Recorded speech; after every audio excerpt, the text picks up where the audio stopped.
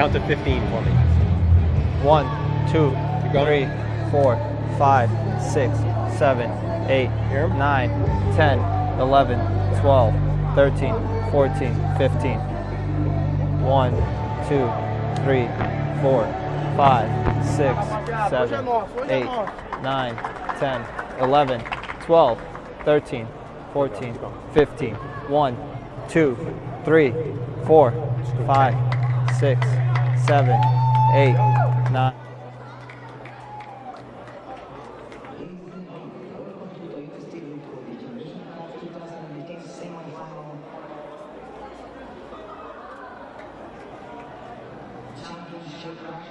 Pachuca and Atletico Paranaense.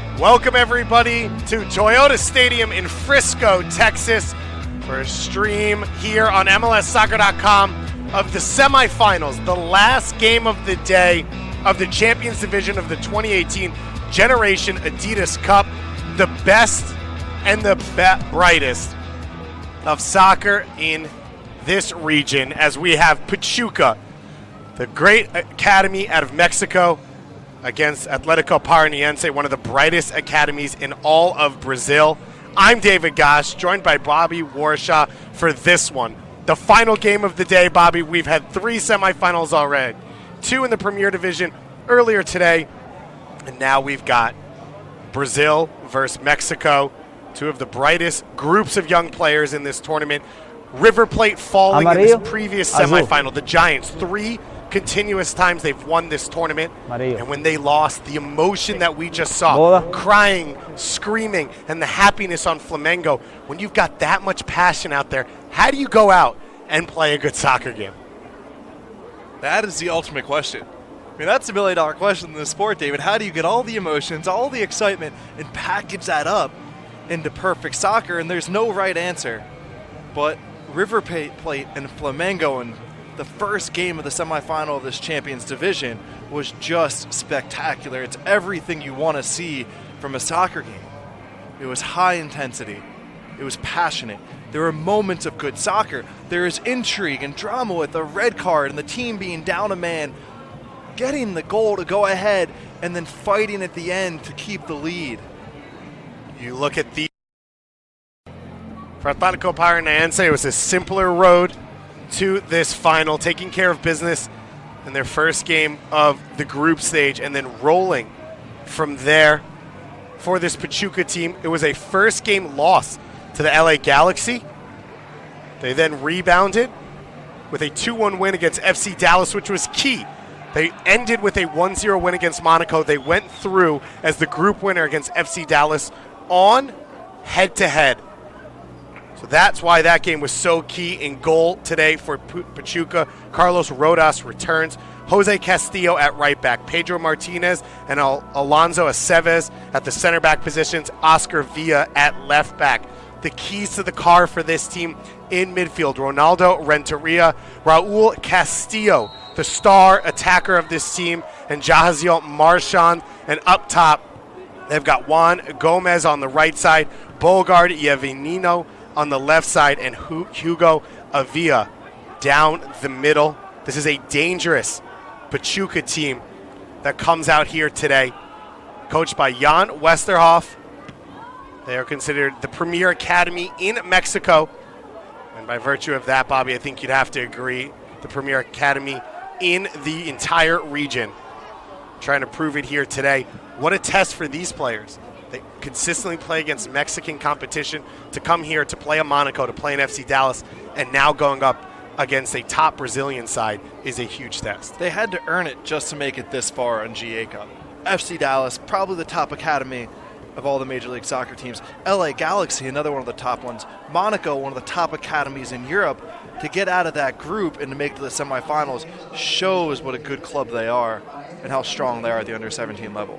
For this Atletico Paranaense squad, they won the Premier Division 2 years ago here at the GA Cup. Now in the Champions Division, trying to make waves once again and meet Flamengo in the final to make it an all-Brazilian affair.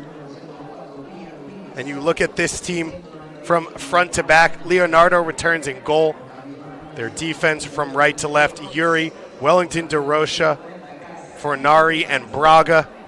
In the midfield, João Pedro, Victor, Kawan, and Iago. And up top, two strikers in Renan and Paulo. Now listed as a 4-4-2, which is what we see Flamengo play in, Bobby. But I talked with the Pachuca coaching staff on the way in, and they said it's more of a 4-5-1. Paulo sitting up top by himself, and that's going to cause some problems for Pachuca. We really enjoyed listening to the Pachuca manager give a presentation to all the coaches and everyone that wanted to go listen yesterday. Layoff here from Paulo, looking for his partner Matias, and he snaps his shot wide. And the biggest takeaway is that, and that's a cliche thing to say, but he's a man with a plan. He has an idea of what he wants to do with his team, and he's very cut and dry about it. He makes it very clear to everyone around him, including the players, what he expects.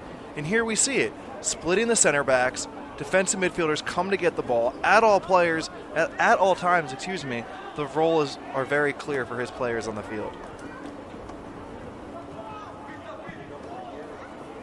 This is a Pachuca Academy.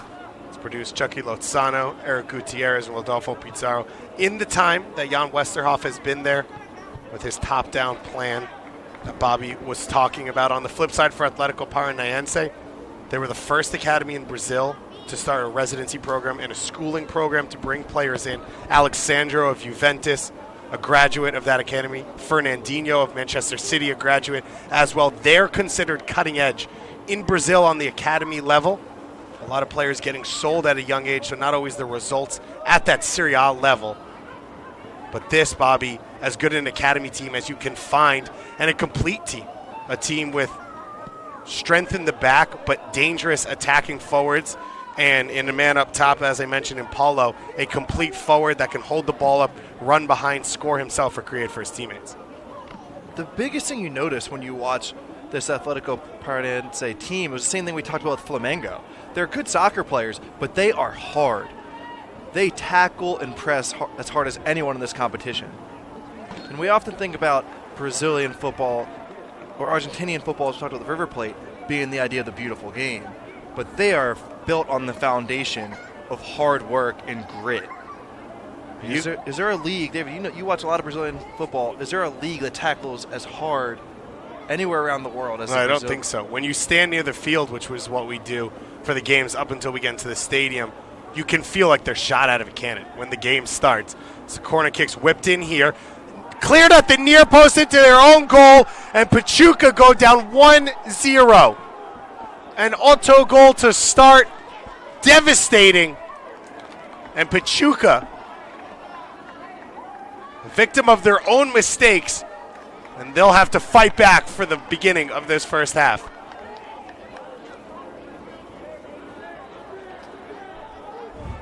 Bobby, not much to analyze here. A mistake cleared into your own net, as you see here on this replay. Going for the simple clearance at that near post.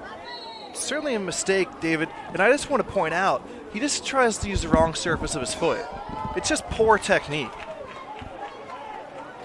When you go to clear a ball like that, you're often told to use the inside of your foot, and it sounds silly and obvious, but use the bigger surface of your foot. If you try to use your laces and your instep, you've got less surface on your foot, and you're more likely to make a mistake like this. So, Bobby, now you're in danger, not just of being behind, as Pachuca now has a corner kick. Here in the 5th minute, they're conceding that own goal. It's a quick turnaround from own goal to shooting in about 5 seconds. In-swinger coming. Clipped along the top of the 6. Headed away. Volley from distance. In on goal now. A chance to cross. A chance here for Pachuca, and it's saved on the line. So great response here from Pachuca, but I was going to say, you're in danger now in giving up an own goal of losing that player. Your confidence shaken on one of your first touches in the game. Now this whole team has to come together around, I believe it was Oscar Villa, the left back on the own goal, to try and keep him a part of this team. Breaking through once again here is Paranaense. Cleared away at the last second. A trip on the ball. Charging forward now is Renteria. Down this left wing for Yeverino. A battle in the corner.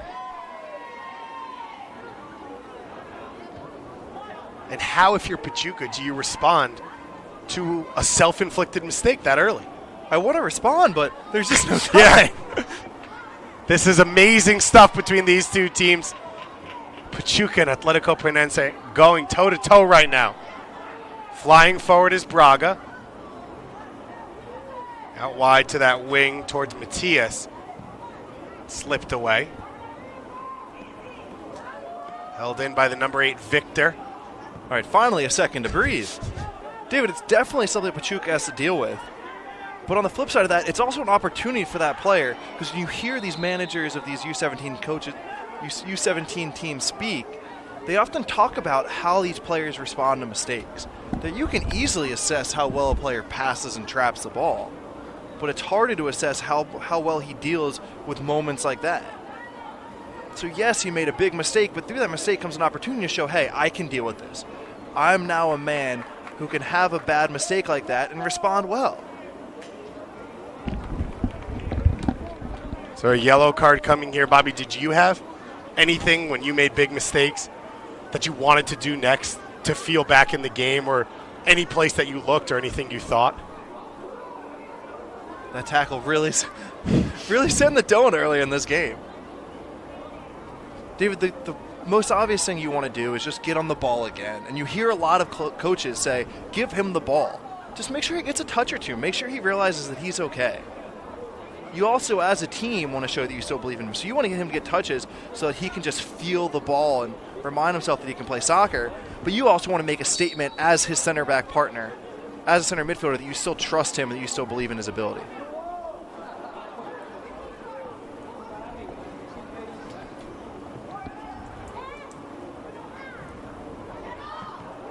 Chance here again in the box. And that one curling away. Paulo could not get his foot over it. This is a trademark of the Brazilian teams we've seen this week. Flamengo, Atletico Paranaense, they're just so fast, so up-tempo, and they get on you. They don't give you a second to pick up your head. And games always start fast like this, and that's part of their game plan. They want to catch you when you're still in the early stages of the game trying to figure it out. They know what they want to do right. That one saved off the line by the left center back, Alonso Aceves. Official confirmation, the own goal was the right center back, Pedro Martinez, number 333. So a central part of that defense, making that mistake. And as we said, now he has to recover. But ever since that goal went in 5 minutes ago, Bobby, this game has been wide open. It's been good for us. It's been nice and entertaining. This is exactly what we signed up for. Yeverino, who had the winning goal against FC Dallas. That was so key in getting Pachuca out of the group stage. Those two wingers, in Gomez and Yeverino, the difference makers for this team. Big tackle run over there. Braga now trying to seal that ball. And it rolls out, finally in favor of Paranaense. Bobby, one of the things Coach Jan Westerhoff talked about with that plan was a way to play from the top down. When you have such a defined system, how easy is it for an opponent to come in and have a game plan? Because they can watch tape of anyone who's played any Pachuca team to figure out ways to hurt you. They know how you're going to play and they can make adjustments. But the general response to that is that if you're good at what you know how to do and the other team's making changes. Ball slipped through for Braga, goes for the switch field ball. It's knocked away by Villa. No, you won't have time to answer any questions, None. Bobby. Which is probably better anyway. Yeah, it's better for all of us. But the school of thought is that if you're very good at what you do, it doesn't matter how the other team adjusts to you because it's all about execution. If they're having to adjust to you, they haven't trained it, they can't execute it as well, and you trust your execution trumps whatever moves they make. Corner kick coming here. The in-swinger with the left foot served in. And this one caught by the goalkeeper. So safety this time rather than the own goal that this game started out with. Confirmation that it was the left back Oscar Villa with the yellow card. As Pachuca tries to chase up top. Villa looking for that ball. Brought down now by Yeverino. Electric start here to this semifinal matchup. Pachuca of Mexico facing off against Atletico Paranaense of Brazil, looking for an opportunity to face Flamengo in the final. A mistake across that back line, recovered by Pachuca. If you haven't watched many games this week, and you're wondering what's the difference between the Premier Division, which was the second division at this tournament, and the Champions Division, which is what you're watching now, it is this tempo. It is this intensity that a lot of the Premier Division games had good soccer and they were fun to watch, but they were just played at a slower pace. That these higher level teams just do everything faster. João Pedro looking to slip that ball through, perfectly weighted, and the slide tackle equally as perfect by Jose Castillo to save the day. I don't know which was prettier, the ball or the tackle. Both, and that's why this is a fun game to watch. Renteria will sit into that midfield for Pachuca and try and pull the strings. Avila, the lone forward, can't keep possession. And now João Pedro off the wing once again. Victor sprays it wide. This Paranaense team with some positional freedom as these attackers start to float around. Pachuca coming out, and they're 4-3-3 that, as we've said, every one of their teams plays. Cheeky play there from Wellington to Rocha. Fortunate that one had just enough energy.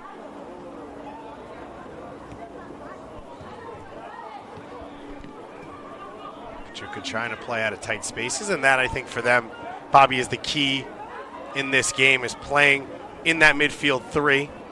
Some quick ball movement to try and pull the two holding midfielders out and away from that Paranaense back line. Some space to work now. Defended away, and now Paranaense can look to counter.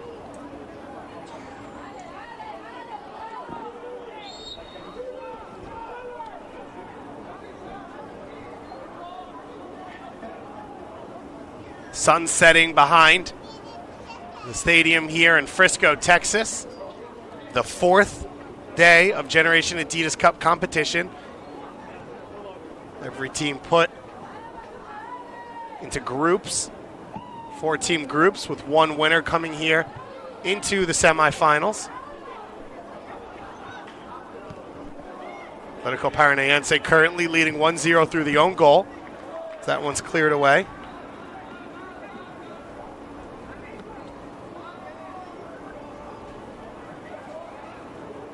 River Plate losing to Flamengo in the last game to give us half our final. Paranaense beating NYCFC in their opening game 3-0, beating Sporting KC in their second game 1-0, and then finishing off against Real Madrid, the big thumping in their 3-0 win to close out the group stage. On the flip side, as I mentioned, for Pachuca in Group D, it was a little bit tougher with Monaco, LA Galaxy, and FC Dallas in that group.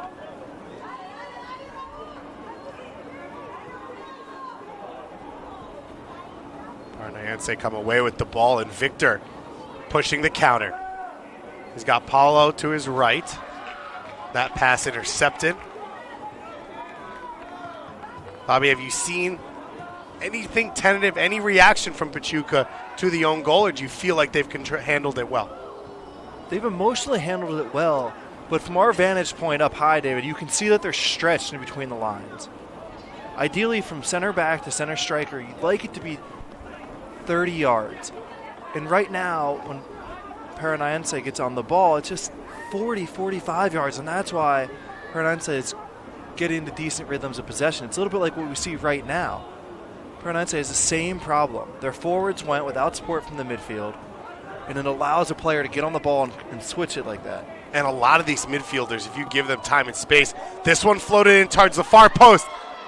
Mistimed there by Fornari, and he was so lucky that Avila did not expect that one to get over his head and didn't take a clean first touch. One of those ones that just looked like it floated forever, and we could just see it about to happen. But Fornari just gets a touch at the last second and throws off the striker. You see this ball floated in from the left side from Yeverino. And it just takes a tip off of Fornari in the end. That's what throws off Avila. Victor charging forward. Trying to get on the end of that long touch. Bobby, for these two teams, you got 3 games to watch of each other, but you're from completely different countries. You never face off. What's the level of familiarity in terms of an opponent with 3 games to watch? Is that enough to really feel like you know them? It is, but the bigger problem is not having training days in between. These players played 3 games in 4 days, and they had 2 days off before this, so they'll undoubtedly broken down tape. The coaching staff will feel like they've got a decent sense of what they need to do to get the upper hand, but the question is, how do you relay that to the players with just 2 days? Maybe they go out and practice yesterday, but it's going to be light. So the answer is, David, yes, they have a sense of what to do, but probably not enough time to actually implement anything too in-depth. Well, these teams have been here for a week. The tournament started last Friday. Last Friday. There's the subs coming now for Pachuca. This looks like a big move here. So coming on is Emiliano Cazarin. I believe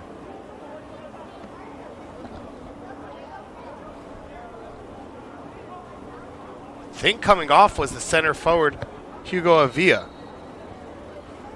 I have to check that and wait for confirmation from our referees.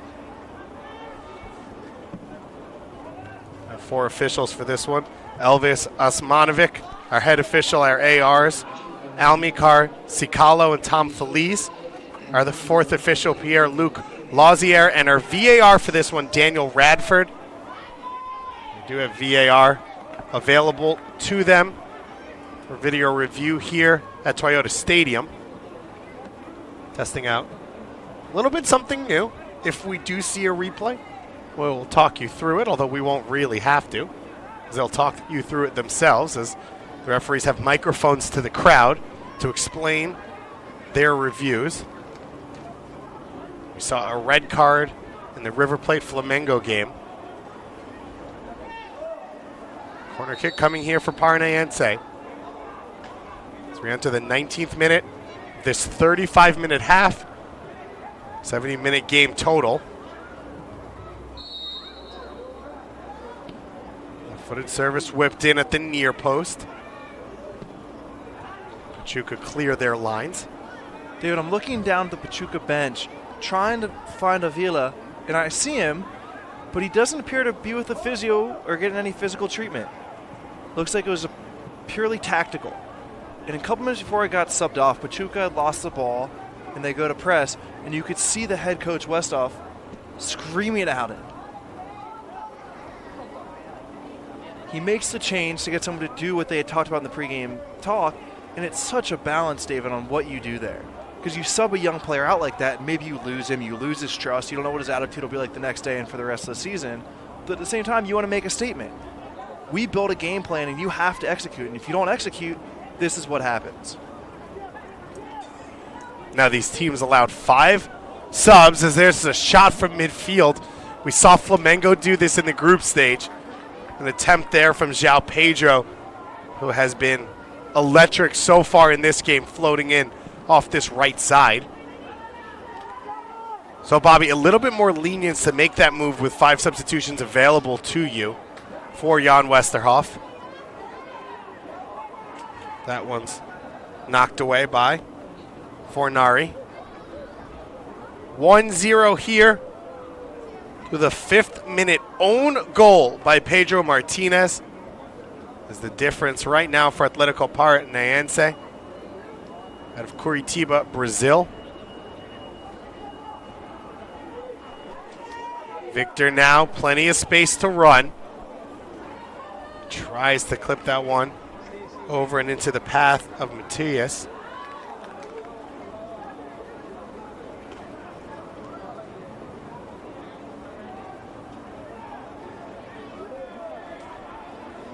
Bobby, always tends to be that semifinals are better than finals. There's the hunger and the desire, but seems to be a little bit less fear in these games, and this one has been wide open since we started, as Braga plays this one down the line, and it's blocked out. David, I'm not going to You're not going to agree with me. explicitly agree with you because I'm trying to sell a product to tell people to watch the finals. Yeah, always watch the final because finals are dramatic, and they're exciting, and they're what you live for. Okay, you did a nice job. That was a nice recovery. Yeah, it's fine. I'm a salesman. Don't worry. But in your memory, the great World Cup matches, FA Cup, Champions League, U.S. Open Cup, even MLS playoffs, they're always semifinals. That's an excellent point.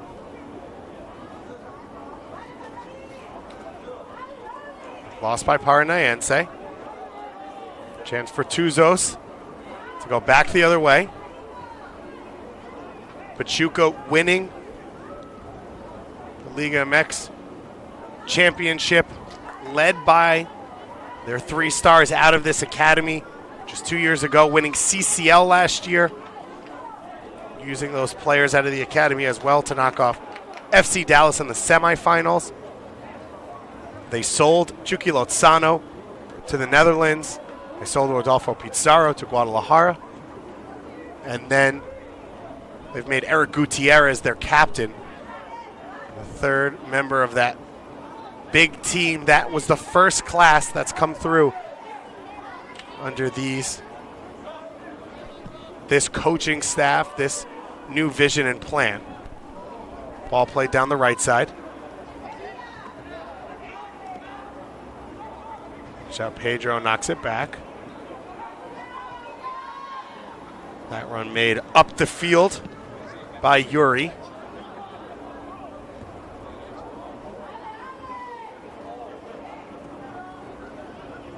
That's the 3rd or 4th time we see Paranaense get into a lot of these second balls. And the reason that is, David, is that Pachuca is not taking yards when they have a chance. When they win a ball and win a header and it goes up 15 yards, they're standing.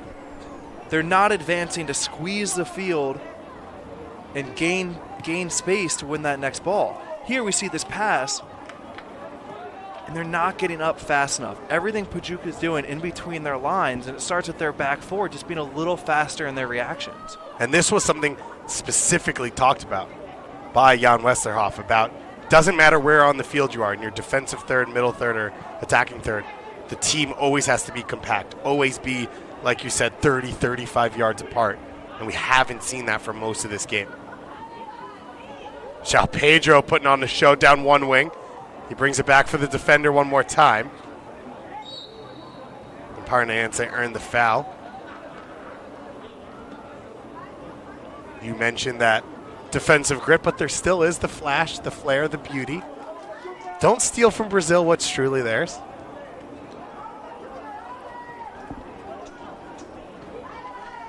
A Brazilian currently the best player in the world in Neymar. Just trying to get a reaction out of Bobby every once in a while. Ball's played through. I'm just going to let you put that out there and have the audience judge you. Well, it's a Brazilian-based audience, so True. I feel okay with that one. Chance down the right wing now for Gomez. Pachuca still trailing from the own goal. Can they get this one back? That ball floated over everyone. 10 minutes left here in this first half. Bobby, what do you have to see from Pachuca? Do they need to make it 1-1 to get that momentum? They don't need to make it 1-1. They're fine. They're not playing their best, but they're not getting totally outplayed. If they get in 1-0 at halftime, they should feel comfortable with it, knowing that they didn't play their best and they're still within reach and they can make their tactical changes and fix some of their problems. On the flip side for Atletico Paranaense, the perfect first half. They scored the early goal, haven't given up big chances. They've gotten space to start to feel comfortable. And you can see from João Pedro there, but almost everyone, a freedom and a bit of flair right now, which is rare in a game of this pressure. This first half has gone exactly to plan for Paranaense. They get the early goal off their pressure when Pachuca hasn't quite settled in, and then they're just buying their time. At that point, they don't have to do much. The onus is on Pachuca, and once Pachuca feels the need to really have to push in the middle to late part of the game, that's when Paranaense is going to pick it up again. And you can see little by little the Brazilians are gaining their confidence. Some space now for Pachuca to work. We've got numbers up the field in the attack. Long shot coming, it's deflected and into the safe hands of Leonardo. If you're Pachuca, though, how do you create higher percentage chances right now? Because everything for them is 18 yards and out. Just keep your composure when you get to these moments. They work on patterns often in training to break down set teams. And yes, Paranaense is good in their defensive set and has solid defensive structure. But Pachuca's also good enough to break them down, so they just have to be reminded, give them that belief again to say, hey, guys, we work on this. We can do it. Charging forward now is Matias. Down that left wing for Iago. Iago with their early shot, and that one's blocked. Matias now with a chance to line it up. That one also blocked. Bodies flying in now as these players know exactly what this means. If Paranaense gets a second one, Pachuca's really behind the 8 ball in this one. They need to be the ones to score the next goal. Such a great picture when Paranaense advances into Pachuca's half of how they feel about the status of this game. Because even though they were 35, 40 yards Pachuca's goal, they still had 6.5, 7 players back in a defensive shape.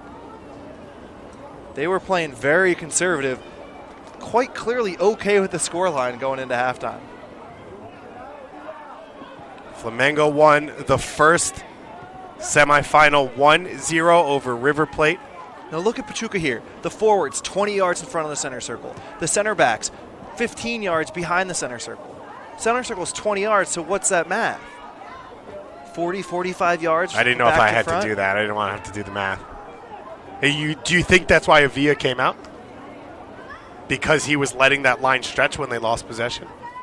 I couldn't tell you exactly what it was. I didn't spot exactly what it was, but clearly Coach Westerhoff was not happy, and this is the ailments continue.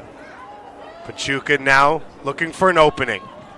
Crossed off the back of his teammate. And now the Tuzos still battling for that ball. Jose Castillo deep in the corner. 2 defenders around him, and he keeps possession. Final 7 or so minutes to play here in this first half. And here we see Pachuca has 9 players up by the 18, including one of their center backs.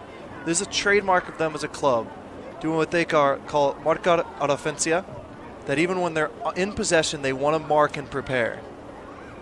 So the center back comes forward and marks the Paranaense center forward to make sure that Paranaense can never even feel the ball if they win it. This one bouncing through. Pachuca swarming the ball early here. A turnover in a bad spot. Paranaense a chance to break. They had João Pedro down this left wing. They are able to find him. João Pedro floating this one into space. A dangerous mistake here. Paulo not able to take advantage.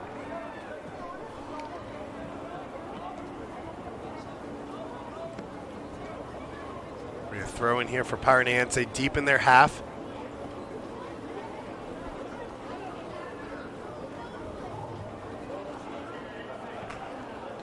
The own goal by Pedro Martinez. The only difference here in the 5th minute.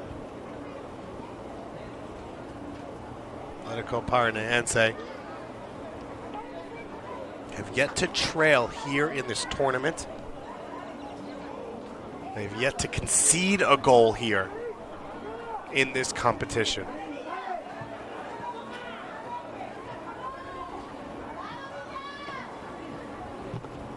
Cross played in, it's blocked and taken simply by Rodas. Rolled out down the middle. Pachuca looking to play out the back. Space to run into now. This one into the feet of the substitute, Kazarin. Out wide right. Looking for the shot here in the early one. And it was just wide. Pachuca gaining confidence, starting to play the kind of football they want to play. Passes to feet, simple actions, movement. And he misses the goal there, but good technique. Body over it, compact swing. Doesn't try and do too much with it. That compact swing makes it almost come out of nowhere. Looked like he was going to try and dribble a little bit to create more of an angular opening, and then he snapped at it. But Bobby, some of the best play we've seen from back to front for Pachuca, playing that ball out through their central midfield, finding some room, and then into the feet of the center forward. Part of the plan that Pachuca wants to get is building triangles in possession. And a lot of those triangles start with that center striker at the point of it. Down this right side now is Castillo. Early ball into the middle. Numbers there for Pachuca. Miscommunication. Now a chance. That shot blocked as well. Pachuca starting to build in confidence, though.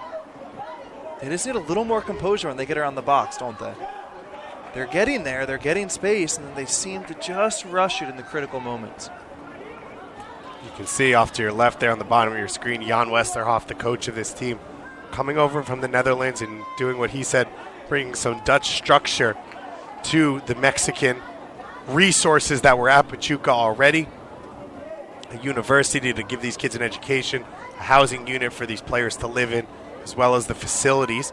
These players come in at 10 or 11 small groups, Bobby, not 25, 30 players. 16 players that get the full focus of the coaching staff, that get all the minutes. If a player gets hurt, you have to move a player up from a lower age and move a player up from a lower age again. That focus, they feel, has been why this program has been so successful. And you really emphasize that you're only as good as your worst player, both in training and games. So everything they do in training, they try and have only their best players to really push themselves. So this small Pachuca team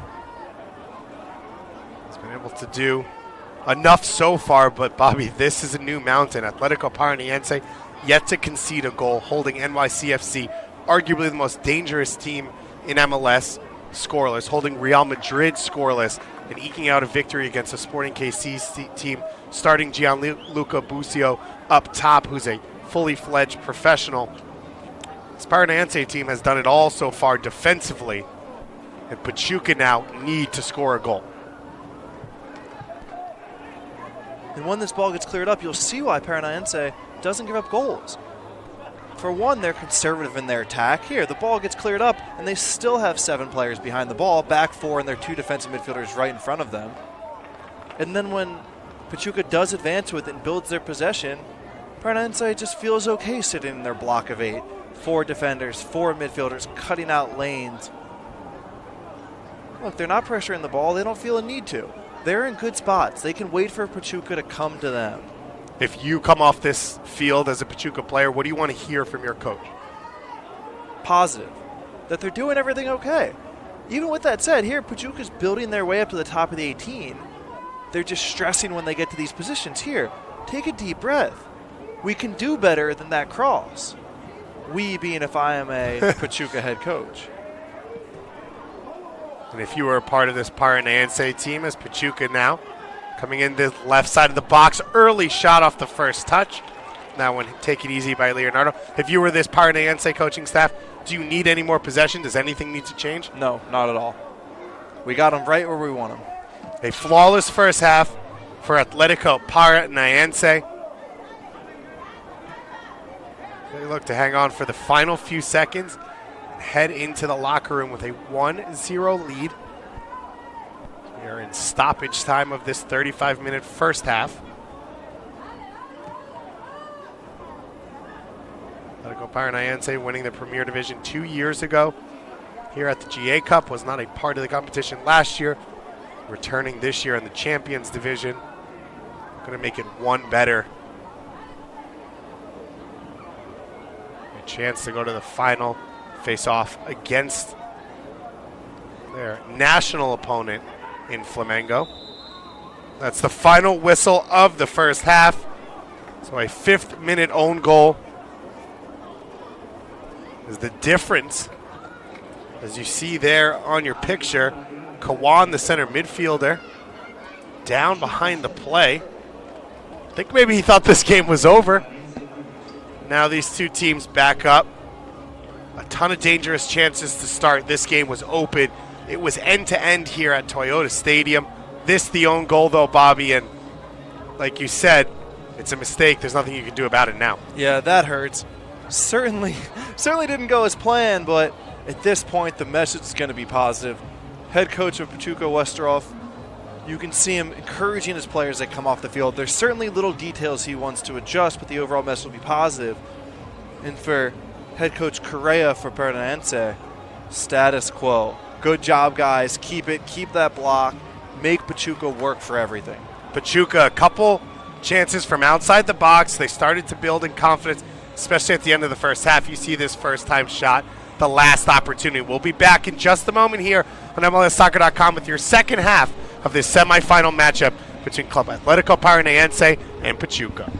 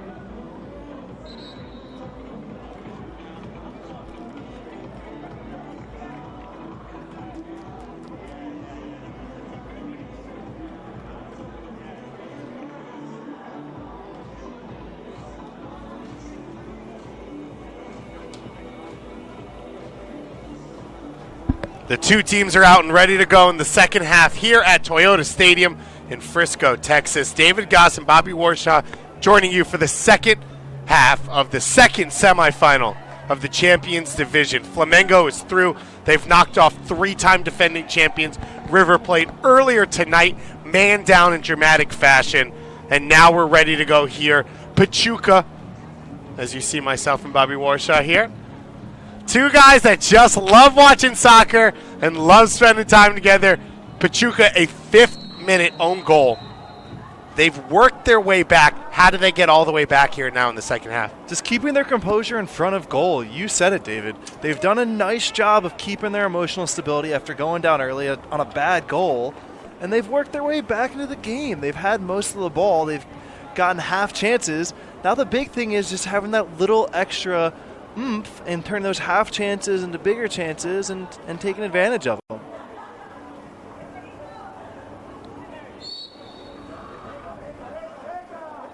Free kick going in favor of Pachuca early on here. So we got official confirmation of two substitutions. So it was Ronaldo Renteria, the central midfielder, who came off in place of Emiliana Cazarin at the end of the first half for this Pachuca squad. And on the flip side, Matias de Oliveira going off, the number 10 forward for this Atletico Paranaense squad, and coming on in his place, the number 9, Rodrigo. So two changes. As I mentioned, 11 changes available to these two teams.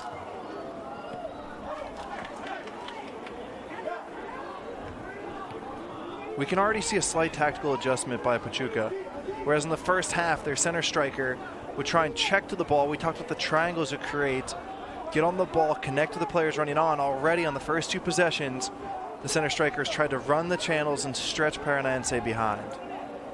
I apologize, it's not Matias who was subbed off. Ayago, the left midfielder for Atletico Paranaense, who was subbed off. Under the lights here on the FC Dallas field. These young players a chance to live out their dreams, win a trophy for their club.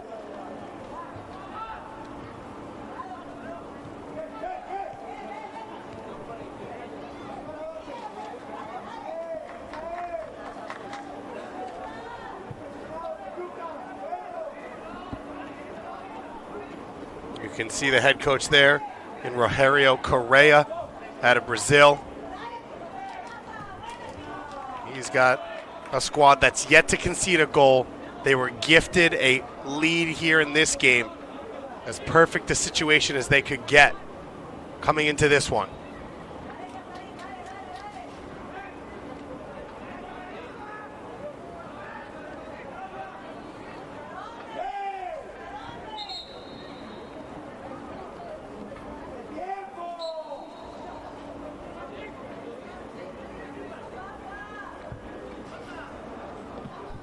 Cross played in, and it goes through everyone. Pachuca maybe with some space to break on the counter. A fortunate deflection there for Yeverino.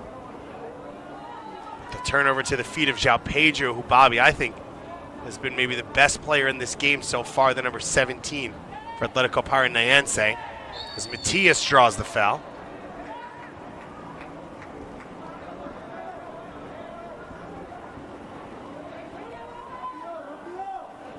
João Pedro, with all the stats totaled, was the 7th best player ranked by Ortec in the group stage.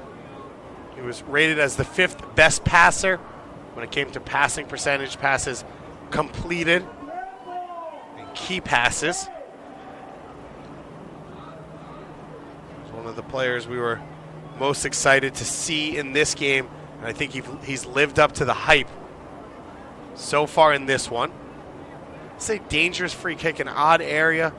What's your game plan here? Is it to clip it to that far post? They've got 3 players on the ball, right-footed player, left-footed player, and somebody setting up to take it straight on. So now it's just the right foot and left footed player.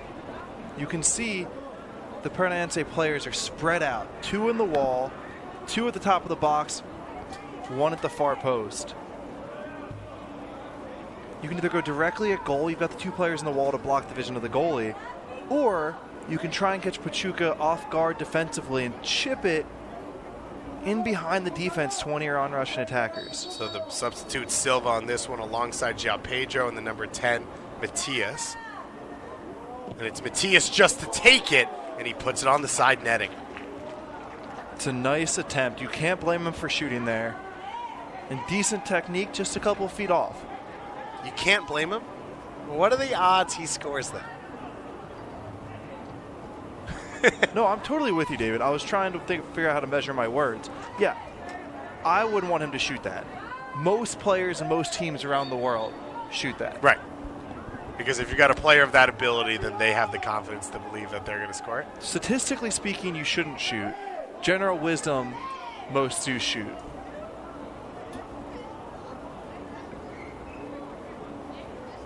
Sun goes down, a full moon deep in the heart of Texas. You've been waiting all week to throw that out. Not at all, but it popped in my head and it felt good at the moment. I'm just trying to get touches in, Bobby. Just trying to get the ball moving and feel that confidence, feel the flow. Pachuca, a bright close to the first half. They really started to create chances, put some pressure on this Paranaense back line. Paranaense's come out in this second half playing well.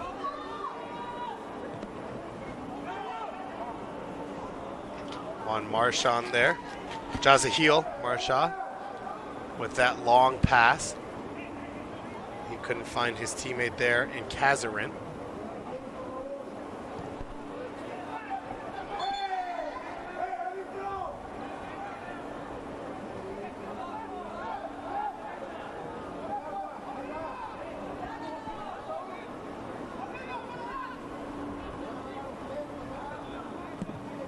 And you could see Paranaense, they don't want to allow Pachuca to press them, Bobby. So rather than play to the open feet of their center backs, they hit that ball long down the middle of the field. It goes to what we saw in the first half. They're playing conservative, keeping numbers behind the ball, trying to keep their shape, and saying, hey, Pachuca, if you're going to beat us, you're going to earn every inch of it. You're going to have to score in the most difficult way possible, which is by going through all 10 of us. Raul Castillo hits that free kick long after getting his foot stamped on. Turnover straight to the feet of the substitute Silva.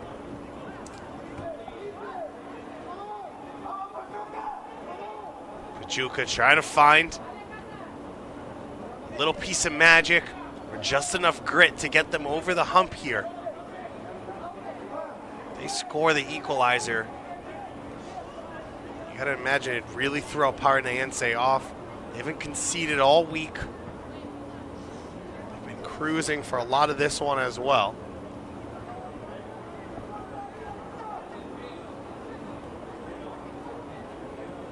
João Pedro with the clearance. Paranaense has every player in the defensive third.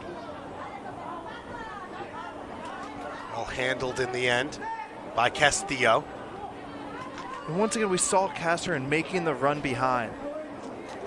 And David, through the first part of the second half, I've been trying to figure out what adjustments Pachuca made. And it seems they've made two. One is having that forward float behind instead of checking to the ball. Coach Westerhoff mentioned that in this game, he was going to try and have his forward come to the ball to occupy the two Paranaense center backs so he could have runners go behind. It wasn't working in the first half. The back four Paranaense was very calm. So now he's flipping that. He's going to have the center forwards try and stretch them and create space in front. And Gomez from the right wing is trying to take up that space that Saverin's creating. Gomez rated as the best passer on this team throughout the group stage. Hits in that corner kick, headed away, so not surprising to see him trying to occupy that space down the middle to get a little bit more touch. Quickly taken free kick here by Paranaense. João Pedro's got two options down the middle. He keeps the ball. He plays into the feet of Matias, who turns and shoots. Saved. What a huge save by Rodas. And Pachuca now trying to counter back the other way. Bobby, I thought João Pedro had held it too long, but he still makes the pass to get Matias into space. And that's the kind of composure that Pachuca needs to soak up. They get to those spots, and they need to do what João Pedro just did. Take a deep breath and lift your head. Find the open player. Here's an example of that. Pachuca deflected shot, trying to get a second hit at it. And just off the top of that frame, there was Kazarin, the substitute, with a rip off that volley.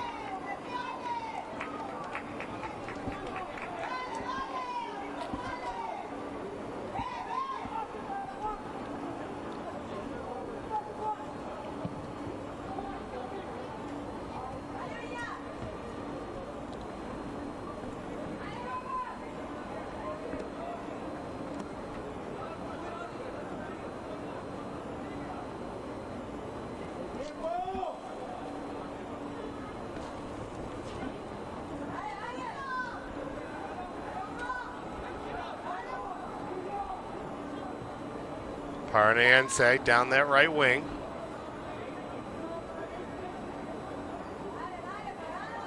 Paranaense on the ball in possession, but you can't see behind the plays, up 1-0. They have the perfect shape of a box with their two center backs and two center midfielders, just protecting in case Pachuca does win the ball. Understanding whatever they do on the ball is not as important as how they defend these last 25 minutes, already up a goal. Two subs coming on for this squad. Lucas, as well as Yosaldo. Two changes being made by Rogerio Correa on this one.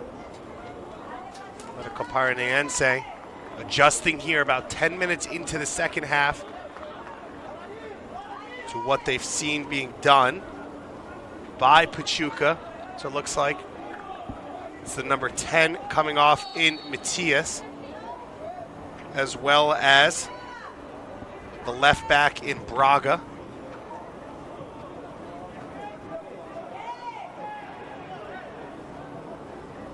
As Pachuca regain possession.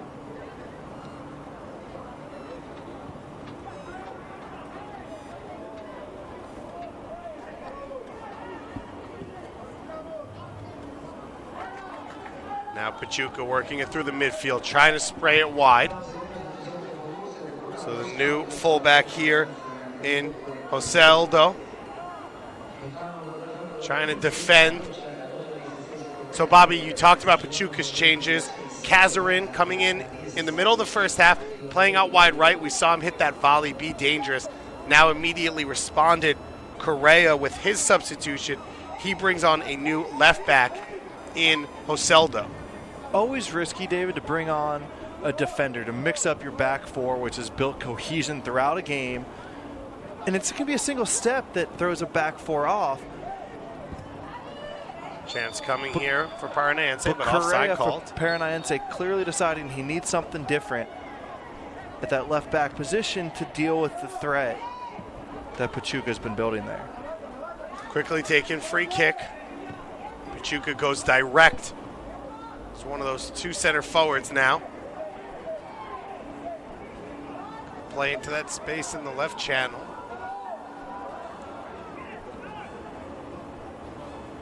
Ball played into the feet and deflected away. Paranaense has the size to defend the crosses down the middle.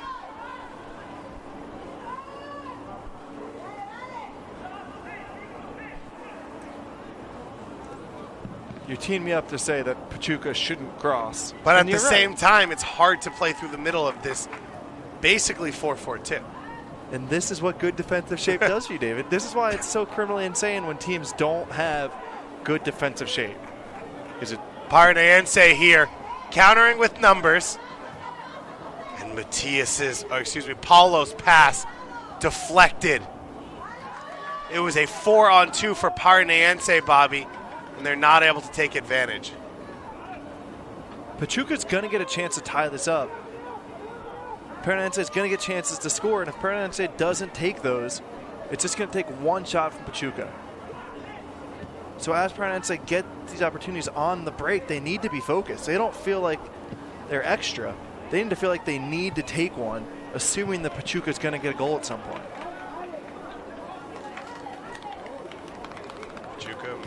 Paranaense, making the substitute changes down this left wing where they see the danger. Bringing Silva on to play it forward, and bringing Lucas on to play on that left wing in front of Yoselda. Long ball here from Pachuca, collision from behind, no call made. Dave, we need to give Paranaense credit because you mentioned how's Pachuca going to score, and Paranaense's game plan is just so clear. It's so obvious and straightforward that everyone in the stadium can see it. And sometimes it's so nice for a player when that happens. A free kick here going in favor of Pachuca, and an injury it looks like to Pedro Martinez.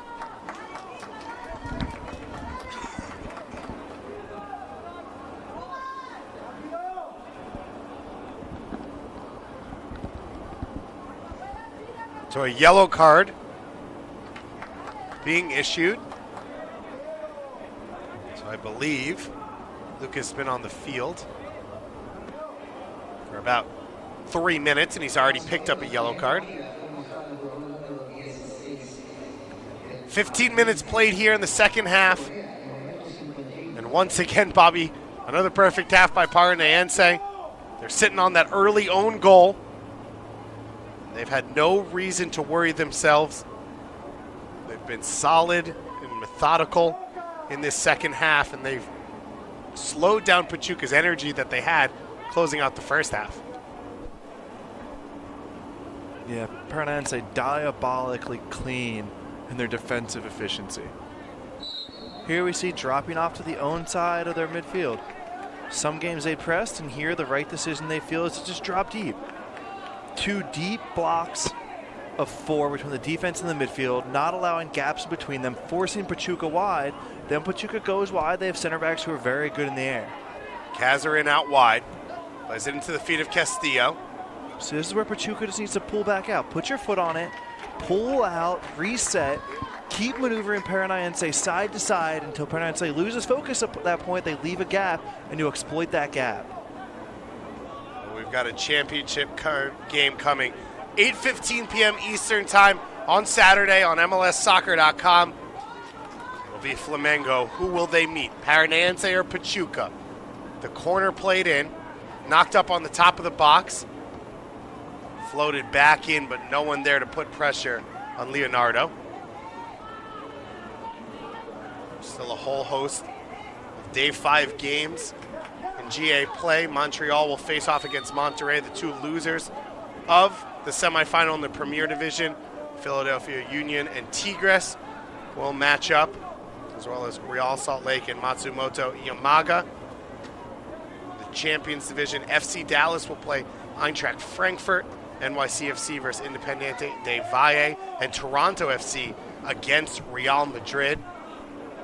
TFC fell to Sporting KC earlier today. Chance here for Silva, and the substitute curls it into the corner. An early goal off an own goal. Paranaense playing simple, playing direct. And Bobby, that's why you bring in a true number 9. It truly is unbelievable to watch just how Paranaense has won about this entire tournament and then this game. Here in the 54th minute. That is what we have seen from Paranaense, and it's what we've seen from Flamengo all tournament. Clean and clinical around goal. Perfect defensively. Don't allow the opponent to get through you. And then when you get your opportunities, be sharp. Be efficient. Have strikers who build their game around that lethal approach. You don't need them to do a ton. You need to be your strikers to be sharp defensively and very clean in their finishing, and that's what we've seen. Right now, it'll be Paranaense Flamingo at 8:15 p.m. Eastern Time here at Toyota Stadium if you're in the area. Or, of course, we'll be here on MLSsoccer.com bringing you that game. Called Paranaense doing everything right now, leading 2-0. 15 minutes away from a spot in the finals. How often do you watch a game and you say, I'm not sure how this team's going to score. I'm not sure how this team wants to play. Nobody could say that about Paranaense today. And it wasn't the most beautiful game in the world. They didn't set out to make observers cry at the joy of what they did.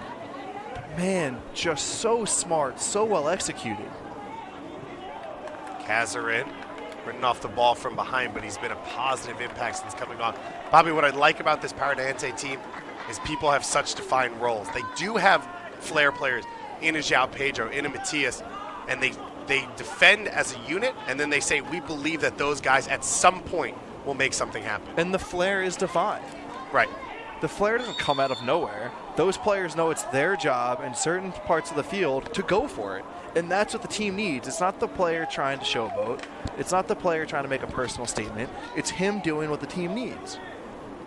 And it's one of the things we discussed earlier in the week about the great Brazilian teams. So you had a Gilberto Silva and an Emerson there to allow a Rivaldo and a Kaká to play, to have space, to have time. You don't have 12 flair players in the team.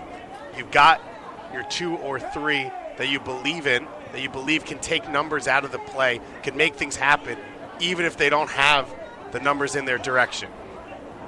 Kazarin trying to make something happen for Pachuca. Coming down the left side. Cut in there by Yeverino, and not a teammate to find. And now Paranaense are back out on the break once again. It's João Pedro down this right wing. He's got a defender closing on him, trying to get to the end line. Shielded away, but forced into playing the ball there was Villa. And now Villa's in a bad spot.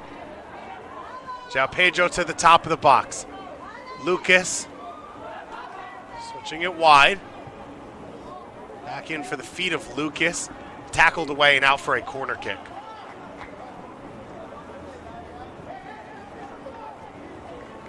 It does feel like João Pedro could be a little bit more efficient. At times, it felt like if he played that second opportunity early into the middle, they had 2 or 3 players who had a chance for a touch and a shot.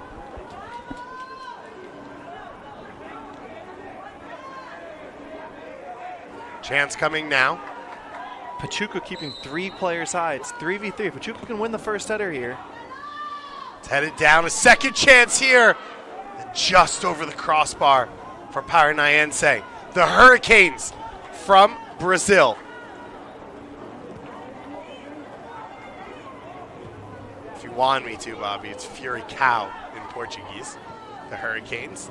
I did want you to. The mascot of Paranaense. They call their schools for these young players Hurricane schools. I wish I went to a Hurricane school. That's a great school. This is what you're here for. That's what makes you a pro, David. Charging into the midfield now. Left-footed shot, and it goes over the crossbar. Victor was active offensively in the first half. More quiet here in the second, but he comes charging forward for that chance. Pachuca again putting 3 players out of the box up towards the midfield line. This is the first time Paranaense really hasn't been on their game by keeping focus.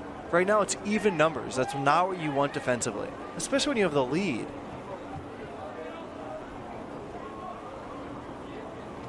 Now you see Gomez dropping for Pachuca. Paranaense in no hurry to take this corner kick. They are going to see every last second out of this game. Lucas the substitute to take. And a header flashing just over the crossbar. And since the second goal, it feels like chance after chance coming here for the Brazilians. We expected Pachuca to be the proactive team this half and the one going wave after wave at Paranaense, but not at all. Paranaense, even though they have the lead, are the ones with most of the ball and most of the chances. And as we mentioned in the first half, this is a prestigious Pachuca team, considered the best academy in Mexico. Currently, this squad on the field here has 7 Mexican youth internationals between the U20s and the U14s. 2 Americans in this squad. This is a potent team, to say the least, and Paranaense handling it all. It looks like at times with ease out here in this semifinal. This feels like a game that every young MLS player needs to watch. Charging forward here, slide tackle, and it goes off of Kawan and out.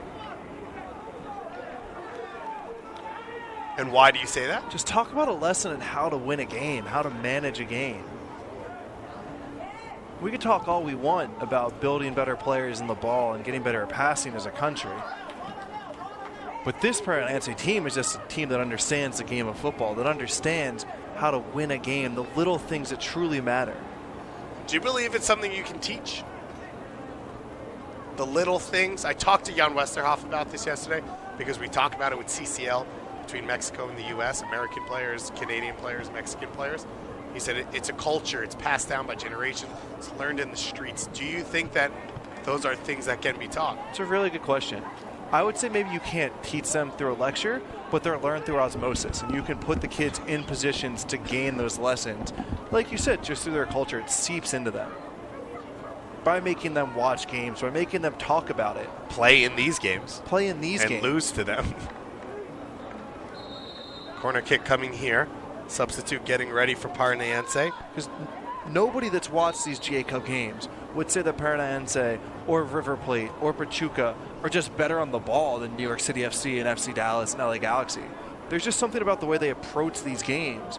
And anyway, to be honest, we've been watching from up top, and I can't even pinpoint exactly what the difference has been. Corner kick curled in. It bounces in the box. A chance here for Pachuca trying to turn and get a clean shot away. It's scuffed and then cleared off the line. Big collision there in the midfield. It was awkwardly timed as Victor brought that ball down. And a yellow card coming here. And it'll go to Yeverino, left-sided forward. We talked about in the first half, Bobby, as you see this bone-crunching foul here.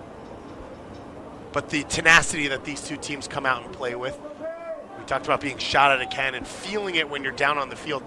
That is a big part of what you were just talking about. Just playing with that ferocity at all times from that first whistle, not waiting to settle into a game and never really taking a play off. The way I would describe it, David, is it feels like some teams go bottom up. They say, we're going to be a good possession team, and being a good possession team is going to help us win. And they forget that the point of the game is to win.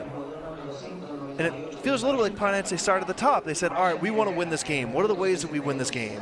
And the most important thing is energy and structure and just having a feel for what it means to win. Whereas other teams say, we're going to possess, and that's going to help us win. But no, it's not. The point isn't to possess or to play or do this and that. It's to win. And to think about it in that way. And to really be able to break down the pathways to winning and the foundations of winning teams. Now, some people would argue that that's something the U.S. used to have, which was the underdog mentality, right? And it was, I'm going to scrap and claw and do everything. We had good enough athletes to find places. And some that we've talked about this week feel like maybe we've overcorrected, where we've only drilled technique and first touch and playing out of the back and playing the ball on the ground. And we're losing the well-roundedness or not adding it to what we used to have. I think that's a little overrated or a little bit alarmist, but you could understand the complaints from watching some of the young teams here.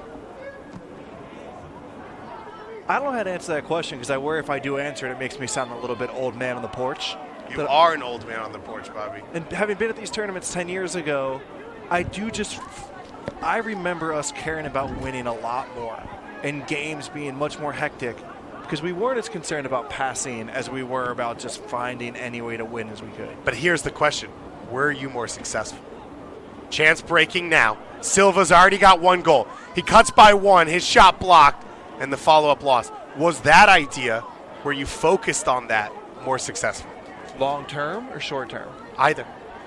Short term, I would think so, because it feels like we would do a little bit what the international teams have done to GA teams this year, where we just would have pressed you and just run straight at you at all times and said, you can have whatever trying to 4-2, 3-1 you want to do, and here comes us just sprinting at you and pressing you and playing behind you. And the soccer wasn't as pretty, and maybe we didn't develop into as good of players. And I recognize about its process. We don't care about 17-year-olds as much as we do the 25-year-olds. Paolo now gets into the box. But I just haven't had a good explanation this week of how you balance those two things and how they work together to create the ultimate best 24-year-old soccer player for a World Cup game. I think one of the things that I've heard mentioned makes a little bit of sense is if you believe that some of that, both intelligence and ability to win a game, as well as creativity and how you go about it, and I mean not gamesmanship, but that type of stuff, is learned on the playing street soccer, playing outside of organized soccer. The question mark right now is, are American and Canadian players getting enough of that outside of academy play? And so if there's only so much you can teach in the academy, is there a culture yet, or is there a culture being taken away of players with that ability to play pickup soccer? So it would be different pillars, that the academies and the structured system and all the technique training is one pillar, and we still need the other pillar of play on the playgrounds. Silva gets in, puts that one over the crossbar. But that is what I am saying. And this has been the beauty of GA Cup. It's to try and tackle these questions, because it doesn't seem that any academy has the right answer, and that's why they have these symposiums every night. So each academy can present their ideas and their philosophies and spur a conversation. And some of the best minds of the sport here in Frisco for these 10 days, not just in the U.S. game, where you have U.S. soccer here and you have different members from MLS as well as all of these clubs, but people like Pachuca and Flamengo and Paranaense and Monaco giving these presentations. This one's clipped in at the near post and taken down. And there is no exact science yet. People are working on it. People are trying. Maybe there never will be. Silva with the turn. Bobby, he's been dangerous since he came on at halftime. Be surprised to not see him start in the final if this one holds out over the next few minutes. Yes and no. Sometimes it helps to bring on have a that player super of his sub. caliber, especially with the way Paranaense plays. Sit deep, make it hard for the other team. When they start to get stretched, let's bring on a player of his caliber who can finish and create like he can. Why bring him on at the beginning of a game or start at the beginning of the game when it's cagey and tight? Rather have him on when the game's open like this. Now, we don't want to look ahead too far. Pachuca's still battling here, but it's an interesting idea thinking about this team matching up against Flamengo. Very similar teams. Flamengo's conceded 2 in this tournament. Paranaense is still 0, but 2 teams that play with strong defensive bases. They allow their attackers to attack by themselves, and they sit deep as a unit. How do you see those two potentially matching up? So we've got this free kick here. Little touch, and that one hits the wall. To answer your question, David, it's probably not going to be the world's most fluid soccer. You're right. Both those teams are predicated on defensive structure, pressure on the ball, making life hard for the opposition, and then using their star strikers to counter. Gabriel Moraz coming off the bench right now for this Paranaense squad. Hasn't it been fun this game, David, to watch the counterpart of the spectrum, where Pachuca's tried to play more flowing, creative soccer, Paranaense very, very structured, and to watch the flowing team in Pachuca try and solve the problems. Paranaense, in some way, their game plan, through being simpler, is easier to do. Pachuca, who makes it more flowing, is harder to execute. And it's been interesting to see Pachuca just try these new ideas to break down Paranaense and struggle. It's also been interesting, I think, to watch these coaching staffs go at each other.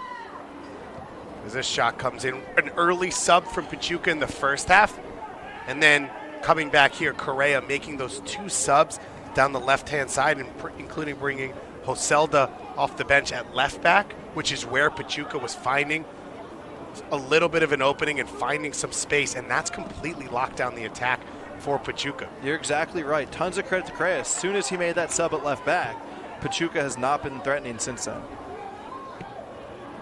Ball played in, headed down. A mistake there in the midfield. Silva's on side if they can slip him through. It does reach him, but holds up a little bit. He switches it now for Victor. Victor calls his shot and puts it in. That'll do it. It's going to be an all-Brazil final. Atletico Paranaense make it 3-0 in the final minutes here at Toyota Stadium. Just ruthless. Absolutely ruthless from the Brazilians. Whenever they've had an inch tonight, they have just taken every bit of it. That's your holding midfielder. Victor has charged forward. He's gotten into the attack. But that is a guy with a defensive base who comes up and looks like a center forward. Curls that ball in, using the defender to block the goalie a little bit. Targets that far post and puts it in. I just go back to the idea of comfort in those situations. We saw Pachuca just snatch at opportunities earlier in the box. The thing is, that shot that he just took at the top of the box wasn't a hard one. If you gather yourself and pick up your head and say, allow your brain to say, hey, curl this far post. Yeah. He can do that in training 9 out of 10 times. That's a simple pass he makes 40 times in a game. But it's just that ability to settle himself under the chaos of the top of the box is what separates what Paranaense has done tonight. Pachuca have been picked apart in this one. They lost 1-0 to the LA Galaxy in their first game here. But for most of that game, they were coming forward, creating chances. They did not concede back the other end. They trailed to FC Dallas early in the first half. That one goes flying high, and the crowd loves it as Yuri gets forward from his right back spot. But for the most part, Pachuca have looked comfortable in this tournament. They shut out Monaco, one of the better teams here. But Paranaense, they get that early goal. They use it as a confidence booster to sit back defensively, not feel pressured to get forward. And then they found their spots, and as you said, Bobby, they took every inch that was given to them. Just a coherent game plan, top to bottom, both defensively and then how that defensive structure played into how they wanted to attack and score goals. It all fit into one simple concept. The Furacão, the Hurricanes, from Curitiba, Brazil, coming up to the Generation Adidas Cup and putting on a show. What a show it has been. As now at this point, they've still not conceded a goal, and they have scored 10 goals in 4 games here in Generation Adidas Cup competition. They will be back at 8:15 p.m. Eastern Time on Saturday here at Toyota Stadium against Flamengo. Before that, we've got Seattle Sounders versus New York Red Bulls at 6:30 p.m. Eastern Time in the Premier Division Championship. Bobby, how do you see that one matching up? The Sounders have been very good so far, but at the same time, the Red Bulls are kind of their antithesis. The Sounders are about controlled possession play and fluid movement. The Red Bulls are about, we're going to make it hard for you, we're going to pressure you, we're going to make the game chaotic. Sound a little familiar, David? Yeah, absolutely. A little bit like what we've seen tonight. So if the Sounders at their best are excellent and have the advantage, but if the Red Bulls get a little bit of a foothold, make it a little bit tough on the Sounders,